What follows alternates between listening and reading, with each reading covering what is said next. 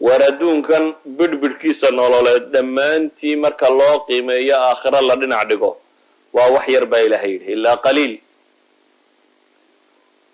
waxa ilaahay subxaana wa tacaala nolosha adduun oo dhan ku sifaynaya inay tahay mataac.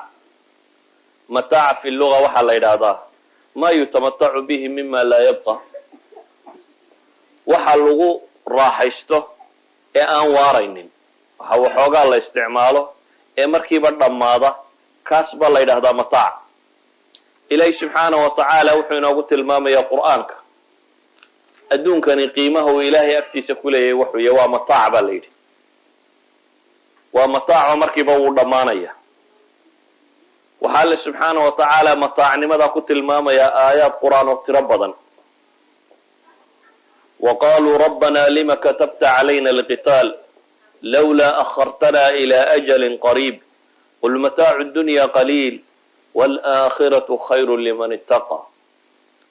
ilaahay wuxuu leeyahy waxay markii la waajib yeelay inay ilaahay tiisa u diriraan waxay odhanayaan maa dibna looga dhigo.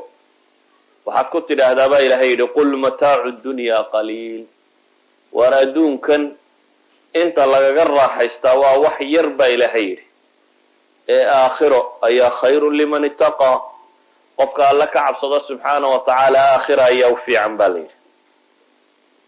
waxaa ilaahay qur-aanka ku leeyahy wafarixuu bilxayaati addunya wama alxayaatu addunya fi laakhirati ilaa mataac.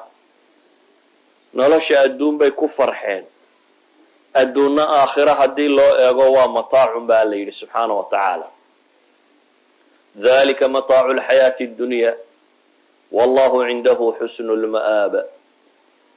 dunidatan aynu markaasi ku kor noolahay waa dhaldhalaal yar oo dhammaanaya.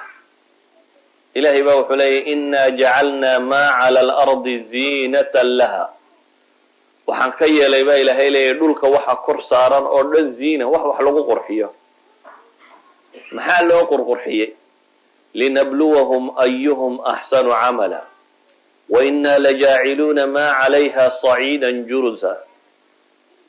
waxaan u dhaldhalaaliyey baa ilaahay leeyahay adduunka kan in aan dadka ku itixaamo, inaan eego dadka kan iyo mawqifka ay adduunka iska taagaan. dabeetana waxaan ka dhigi doonaa baa ilaahay leeyahy subxaana wa tacaala meel biriya oo la tirtiro. adduunku wuu yaryi, waa qaliil baa ilaahay yidhi. qiladu xaggay kaga jirtaa? yacni markaad leedahay shay wuu yar yahay waa in shay kaloo la dhinac dhigaa u jiro. waayo waa laba shay markaad isku qiimaysa ad odhanaysaa kana waa yaryay kana waa badan yahay. maxaa la dhinac dhigayaa lagu qiimaynaya? waxaa la dhinac dhigayaa waxa ay dadku ka dooranayaan. bal tu'hiruuna alxayaata addunya waalaakhiratu khayrun wa abqa. waxaa la dhinac dhigayaa waa aakhiro. adduunka noloshiisaad dooranaysaan baa ilaahay leeyahy bal tuxibuuna alcaajila watadaruuna alaakhira. adduunka waxaa la dhinac dhigaya marka koowaad ee yaraantiisa lagu tilmaamaya waa aakhiro. waayo labada inaad mid doorato weeyaan, inuu qofku aakhiro iyo naciimkeeda doorto oo adduunkan u arko daaru ibtilaa inay tahay, iyo inuu adduunka bidhbidhkiisa iyo ku raaxaysigiisa jeclaysto oo u aakhiro ilaabo aanu isku mashquulin. waa labada mid. idan adduunku waa qaliil. wuxuu qaliil ku yahay jannada waxa yaallaa badan.